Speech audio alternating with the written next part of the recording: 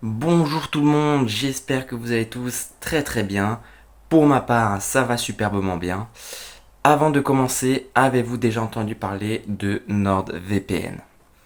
Alors bien sûr que non, je ne vais pas vous faire une vidéo sponsorisée par NordVPN ou je ne sais autre, étant donné que j'ai à peine plus de 20 abonnés. Donc s'il vous plaît, prenez un instant, abonnez-vous, likez la vidéo, comme ça peut-être qu'un jour ça deviendra une réalité. Et voilà, j'en serai très content. Autre aparté, remerciement. Voilà. Merci à tous ceux qui sont abonnés, qui ont liké et qui ont même commenté ma dernière vidéo. Ça fait très plaisir honnêtement. J'ai également écouté les critiques constructives, notamment sur la luminosité. Voilà, aujourd'hui j'ai allumé la lumière parce qu'on m'avait apparemment comparé à Baptiste. Je suis pas très net, je sais pas si certains auront la référence. Mais si, je suis très net. Enfin bon, voilà, c'est parti, installez-vous bien confortablement et je vais vous conter une nouvelle histoire. Cette histoire, c'est celle d'un homme qui s'est perdu dans la zone de la mort du mont Everest, se retrouvant seul, en hypothermie et aveugle sur des falaises gelées à plus de 8000 mètres d'altitude. Voici l'incroyable histoire de Beck Weather qui a côtoyé la mort pendant plus de 48 heures avant de lui faire volte-face. Nous sommes en mai 1996 à Dallas, au Texas, et Beck est un médecin de 49 ans qui, suite à une très sévère dépression, s'est découvert une nouvelle passion, celle de l'alpinisme extrême. Dès lors, il se décide à gravir tous les plus hauts sommets du monde, pour la plus grande amertume de sa famille, qui pâtit énormément de ses nombreuses absences durant lesquelles il joue tout simplement avec sa vie. Bref, pour Beck, lui, peu importe, tout ce qu'il veut, c'est gravir des montagnes. Il en a déjà gravi 7 des 8 plus hautes du monde, et il lui reste évidemment le Saint Graal, le mont Everest. Et alors, le 27 mars 1996, il quitte Dallas au Texas en avion direction le Népal pour y rejoindre 15 autres alpinistes avec qui il va entamer l'ascension du mont Everest. Et alors, tous se mettent en marche pour rejoindre le camp numéro 6 du mont Everest situé à 5500 mètres d'altitude déjà.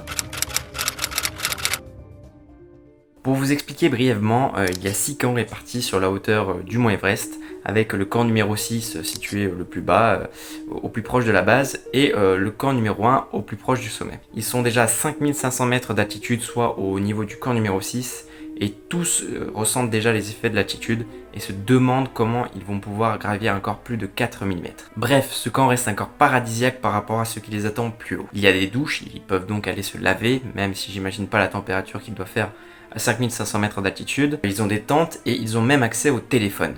En fait, le camp numéro 6, c'est un peu un repère, un endroit où s'acclimatent les grimpeurs avant de réellement commencer l'ascension de la montagne. Rob Hall, l'un de leurs guides, en profite pour les conditionner et les avertir sur les dangers qui les attendent plus haut. Et le 9 mai, c'est le feu vert. Ils quittent le camp numéro 6 et continuent l'ascension de l'Everest. Et très rapidement, ils font face à une gigantesque muraille de glace haute de 1500 mètres. C'est la face nord du Lhotse, un passage obligatoire pour continuer l'ascension de l'Everest. Tous sont horrifiés face à ce qui se dresse devant eux. Le coefficient de friction de cette étape est de 0, c'est-à-dire que la pente est si gelée et si pentue que si par malheur les crampons se détachent des chaussures, alors la personne tombe et n'a aucun moyen de se rattraper. Bref, ils se lancent dans l'escalade, la journée passe et la nuit commence à tomber. Fort heureusement, ils tombent sur une corniche sur laquelle ils décident de s'arrêter et de poser les tentes pour passer la nuit. La nuit passe et au petit matin, la journée commence par un mort. L'un des camarades de Beck est sorti de sa tente sans avoir cramponné ses chaussures. Malheureusement, il a perdu l'équilibre et à partir de là, c'était trop tard. Il a commencé à glisser en sachant qu'il ne pourrait jamais se rattraper. Il a entamé une chute de 1500 mètres, soit 5 fois la hauteur de la tour Eiffel, avant de s'écraser en contrebas. La journée commence très mal, mais elle ne laisse pas le temps aux émotions. En effet, le plan a été établi au préalable et ils se doivent de le respecter à la lettre. Dès que le soleil se lève, ils doivent se remettre en marche et grimper jusqu'au camp numéro 4 à 8000 mètres d'altitude et l'atteindre avant la fin de l'après-midi. Arrivés là-bas, ils ne prendront que 3 ou 4 heures de repos seulement avant de continuer à grimper toute la nuit et atteindre le sommet de l'Everest le 10 mai vers midi. Le reste de la journée se passe heureusement bien, les conditions climatiques sont clémentes et à 18 h, ils arrivent au camp numéro 4 à 8000 mètres d'altitude. Mais les conditions sur le camp sont tout autres. Le temps est déplorable, il y a du vent qui souffle jusqu'à 150 km/h, presque suffisamment pour faire s'envoler quelqu'un, et tous sont épuisés, Beck n'en peut plus. Ils sont tout simplement arrivés dans ce qu'on appelle la zone de la mort du mont Everest. Comme prévu, ils se reposent seulement quelques heures, Et à 22h, Rob, le guide, leur annonce qu'il faut repartir. Personne n'est très chaud, ils ont déjà gravi 3000 mètres dans la journée. Ils commencent à être affamés et ils sont épuisés. Mais c'est le plan de Rob et du coup tout le monde le suit. Beck remarque que l'une de ses camarades, Yasuko, qui pèse à peine plus de 40 kg, est en train de porter une charge quasiment aussi lourde que son poids. Elle a le visage complètement livide et il se demande comment elle va pouvoir continuer l'expédition. Bref, malgré l'état déplorable de certains, l'ascension se doit de continuer. Et malheureusement, un petit X supplémentaire va venir se greffer à l'expédition. Avec la fatigue et l'obscurité, les guides vont dévier un petit peu de leur trajectoire, ce qui va rallonger le temps dans la zone de la mort de l'Everest. Beck, qui depuis déjà plusieurs heures constatait que sa vision se troublait de plus en plus, s'arrête net. Il ne voit désormais plus rien. Alors bien évidemment, Beck se met à paniquer, mais très vite, il reprend ses esprits et se raisonne. Il sait que le plus important dans ces conditions, c'est de garder son calme, et il se dit que voilà, par le passé, ça lui est déjà arrivé de perdre la vue temporairement, mais que c'était revenu naturellement. Mais bon, à l'instant T, Rob Hall, le guide, tout ce qu'il voit, c'est un mec qui est aveugle, épuisé et affamé à 8000 mètres d'altitude. Donc ce qu'il lui dit, c'est écoute, tu restes là, tu t'assois, et nous, on va faire un tour dans le coin et on revient dans un quart d'heure pour voir où on est à vue. Et si ça s'est pas amélioré, tu redescends avec un autre guide. Beck écoute le professionnel, voilà, il fait pas le malin, il s'assoit bien gentiment, les mains sur les genoux, et croise les doigts de toutes ses forces pour que sa vue revienne. Voilà, il se calme, tranquille, et se frotte le visage avec son gant. Ce geste anodin a été loin d'être anodin puisqu'il y avait un cristal de glace imprégné dans son gant, et au moment de se frotter, clac, le cristal de glace s'est enfoncé dans la cornée de son œil, réduisant définitivement et anéant sa vue. Sauf que maintenant, c'est encore pire qu'avant, parce qu'il ne voit toujours rien, c'est définitif. Et en plus, en s'égratignant la cornée, il perd la notion de relief et de profondeur en étant sur des falaises givrées à plus de 8000 mètres d'altitude. Et problème supplémentaire, ses camarades et Rob, le guide qui lui avait promis de repasser après une demi-heure pour constater son état de santé, eh bien ne repasse tout simplement pas. Au bout d'une demi-heure, personne.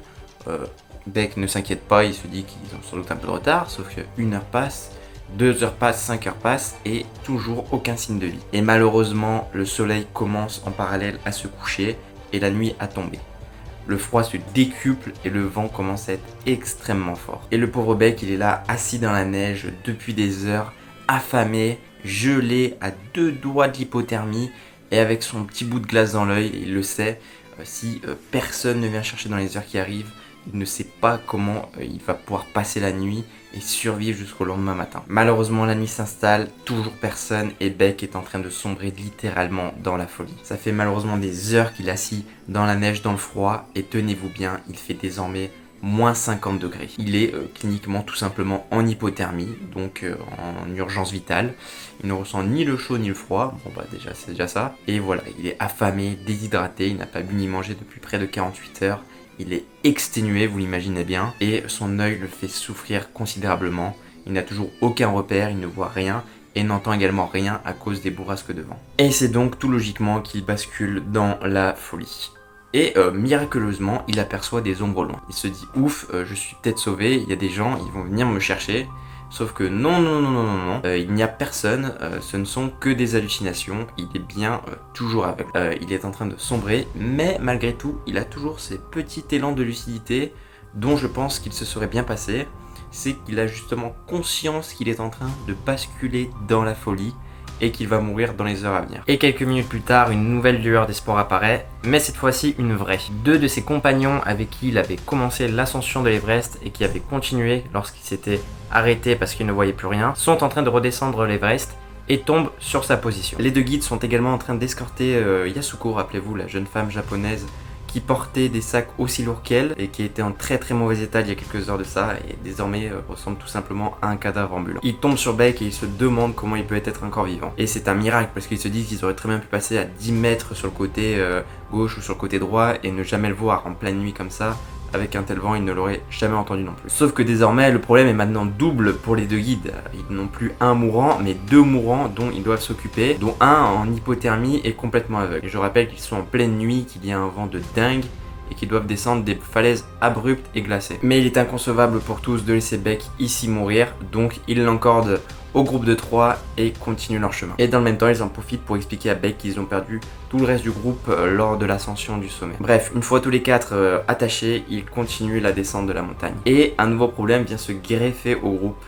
Un problème qui vient encore une fois du même de Beck. Et il faut savoir que ses crampons deviennent de plus en plus instables et de plus en plus lâches. Et rappelez-vous ce qui est arrivé au dernier qui est sorti de sa tente sans ses crampons. Sauf que cette fois-ci, si Beck perd à son tour ses crampons et qu'il perd l'équilibre et qu'il commence à glisser, il entraîne avec lui ses 3 autres coéquipiers. Et avec la poisse constante qui entoure Beck, ce qui malheureusement devait finir par arrive. Alors qu'ils sont sur une pente vertigineuse, les crampons de Beck se dévissent.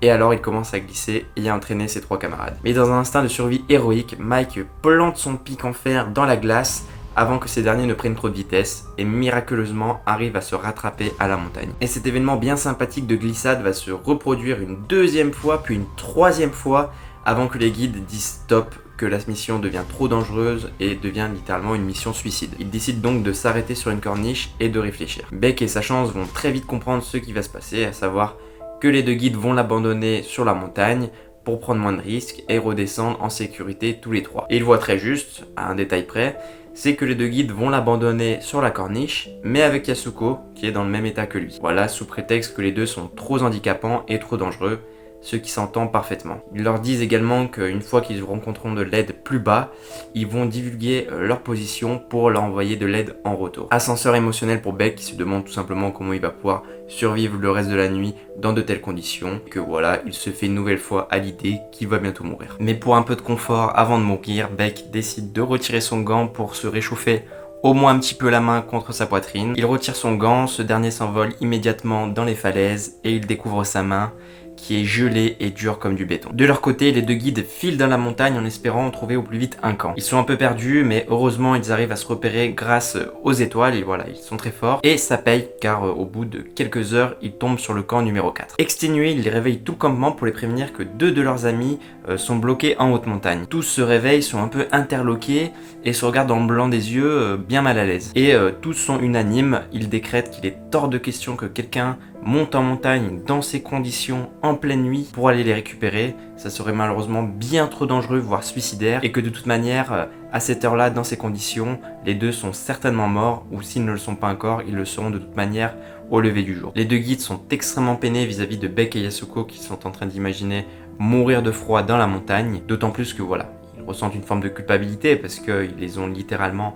abandonnés sur une corniche en leur promettant qu'ils leur enverraient de l'aide dès qu'ils en trouveraient. Mais d'un autre côté, voilà, ils comprennent les gens sur le camp qui leur disent que ce serait suicidaire de renvoyer du monde en montagne pour les secourir parce qu'en effet les conditions sont déplorables et que c'est déjà un miracle qu'ils aient réussi à descendre la montagne en pleine nuit sans qu'il leur arrive de drame. Bref, les 2 guides installent leur tente sur le camp et vont se coucher en ayant un gros passement au cœur en pensant à Beck et Yasuko qui sont probablement en train de vivre leurs dernières heures dans d'atroces souffrances. Le jour se lève alors et les 2 guides décident de repartir en montagne pour aller retrouver les corps de Beck et Yasuko, voilà, pour lever le doute et malheureusement officialiser leur décès. Et au bout de quelques heures, les guides commencent à retrouver plus ou moins leur chemin. Voilà, ils reconnaissent quelques endroits qu'ils ont vus la veille et en effet, ils ne se sont pas trompés. Ils voient au loin 2 taches noires ensevelies sous la poudreuse. Les 2 guides se regardent alors et comprennent qu'ils ont retrouvé les corps. Les 2 guides avancent vers eux et arrivés à leur niveau, voilà, ils les déterrent, ils enlèvent la neige et les retournent. Et en les retournant, ils découvrent 2 visages, les yeux grands ouverts, écarquillés, avec une sorte de masque de porcelaine qui recouvre tout leur visage. Leur visage avait en fait givré pendant la nuit. C'est ultra choquant pour les 2 guides, voilà, qui se mettent dans la peau des 2 et se disent mais qu'est-ce que ça a dû être la nuit pour eux, et leur mort a dû être tout bonnement abominable.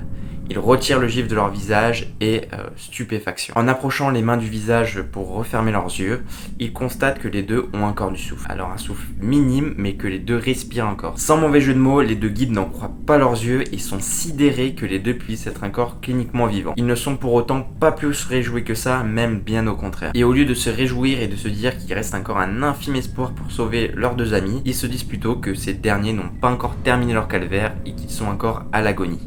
et que de toute manière, dans l'état dans lequel ils sont irrécupérables. Jamais personne n'a survécu aussi longtemps et dans de telles conditions dans la zone de la mort de l'Everest, et que voilà, redescendre 2 corps dans le coma de 8000 mètres serait tout simplement une mission impossible, et même vaine étant donné que les deux sont déjà à l'article de la mort. Et les 2 guides redescendent alors au camp numéro 4 pour annoncer la mort de leurs 2 amis. Oui, bien leur mort alors qu'ils sont toujours vivants. Et 8 heures plus tard, en fin d'après-midi, l'impossible arrive.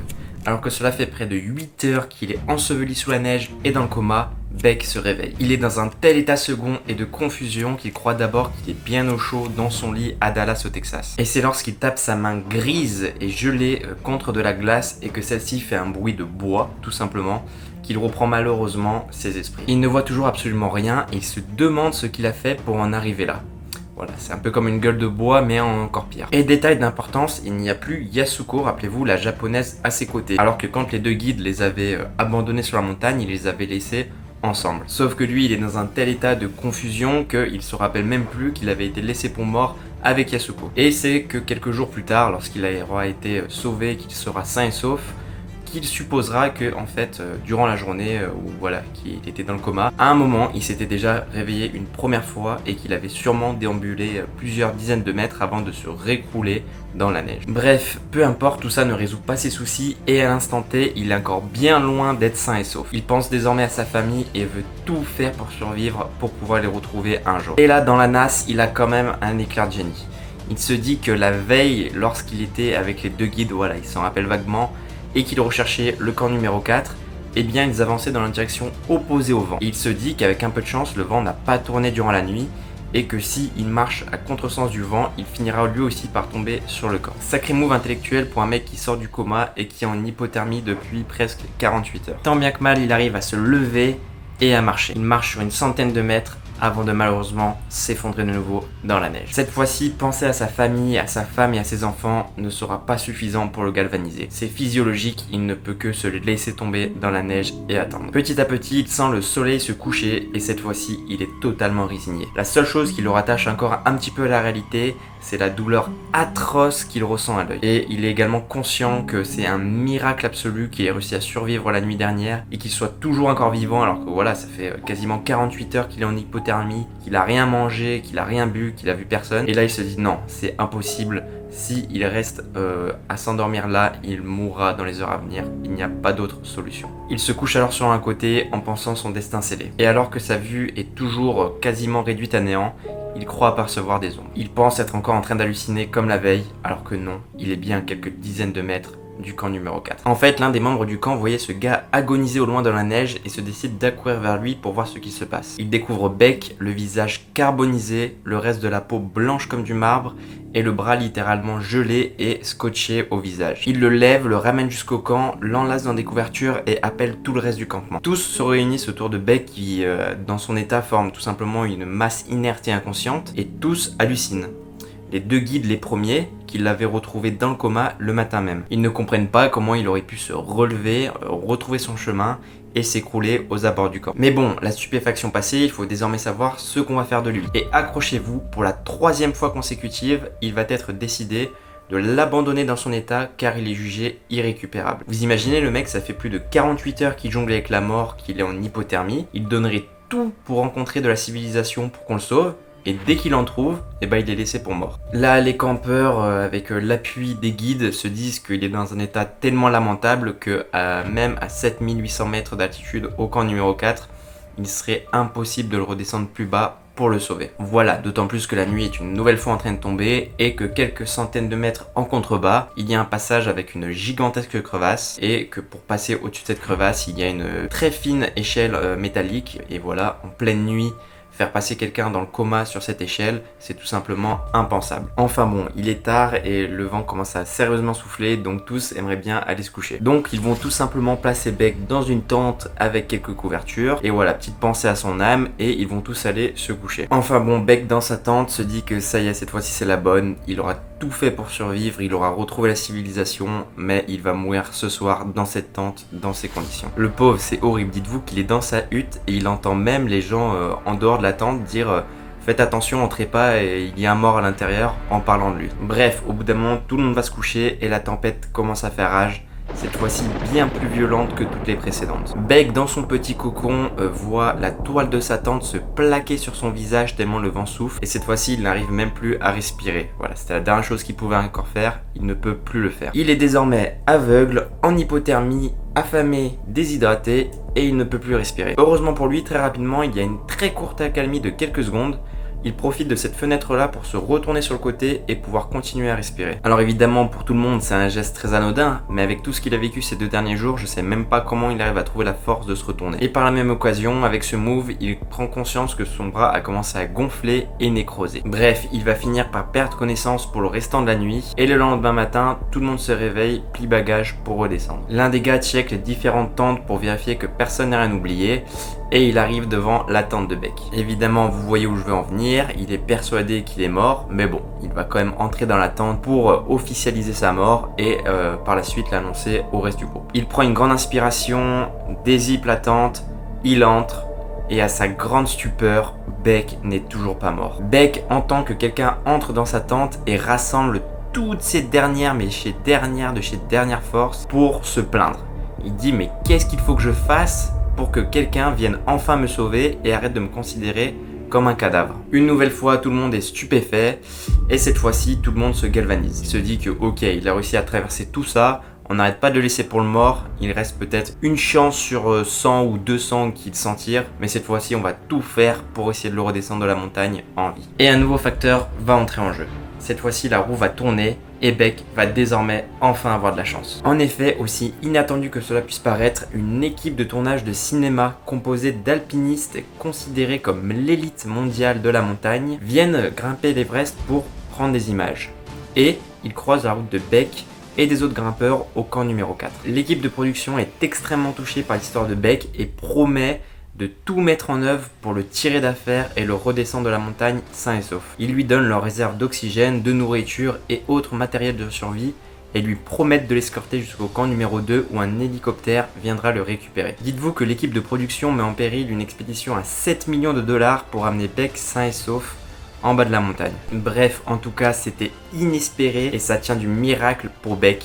Et enfin un peu de chance pour lui après tout ce qu'il a subi depuis plus de 48 heures. Mais rappelez-vous, sur le chemin pour redescendre, il y a une crevasse abyssale à quelques centaines de mètres du camp numéro 4 seulement. Mais c'est pas un souci parce que l'équipe de production a réponse à tout et eux connaissent un chemin pour éviter cette crevasse. Voilà, donc en fait la solution était sous les yeux des campeurs pour sauver Beck, mais il aura fallu attendre qu'une équipe de cinéma vienne pour les aider. Arrivé au camp numéro 2, Beck est installé dans une tente qui lui servira d'hôpital de fortune et glissé dans un sac de couchage. Il plonge ses bras dans des seaux d'eau chaude pour les décongeler au sens littéral du terme et le bourre également de perfusion en attendant l'arrivée de l'hélicoptère. Et du coup tous commencent à se demander comment il compte faire venir un hélicoptère aussi haut et voilà en plein milieu de la montagne.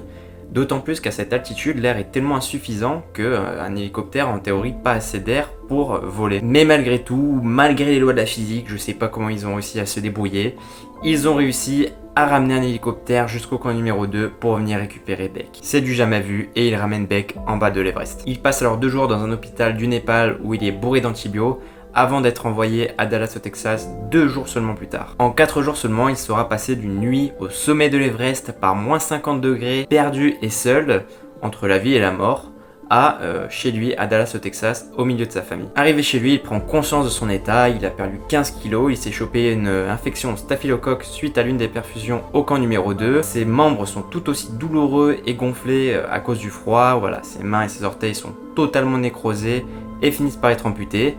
Et même son nez finit par tomber de lui-même. Mais bon, l'essentiel c'est qu'il soit toujours en vie, et voilà, la chirurgie reconstructive a permis de le réparer un petit peu. Et c'était donc l'histoire de Beck Weiser qui est redescendu du ciel pour revenir parmi les vivants. En ce qui concerne sa camarade Yasuko, avec qui il avait été abandonné en plein cœur de la montagne, en pleine nuit, malheureusement cette dernière n'a pas eu la même chance. En effet, elle n'a jamais été retrouvée et a donc fini par dû être déclarée comme morte. J'espère que cette histoire vous aura plu, même si certains s'étaient peut-être abonnés en espérant que je raconte que des catastrophes nucléaires, même si ça m'étonnerait vu que mes abonnés sont que des amis presque. Enfin bon, voilà, j'espère que ça vous aura plu. Si c'est le cas, abonnez-vous, likez, etc. Et à bientôt peut-être pour une nouvelle vidéo.